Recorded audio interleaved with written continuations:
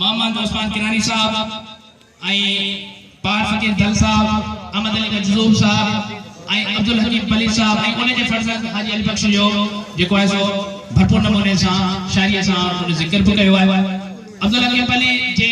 शायरी ने दहरात में लिखियो आई उन्हें जे पुट हाजी अली बख्श जे काफी जे कुछ सिटन सा आऊं असा 6 क्लास जे शागिर्द जे जो इत्तेफाक सा नालो अब्दुल हकीम है अब्दुल हकीम पली ते के सने अली दर सवाली बख्श मुबहाली मोहब्बत जो मवाली पलिया पलिया अली दर सवाली बख्श मुबहाली मोहब्बत मवाली पलिया पलिया सदक जान तोता भलिया भलिया सदक जान तोता हलिया अब्दुल हकीम पली क्लास 6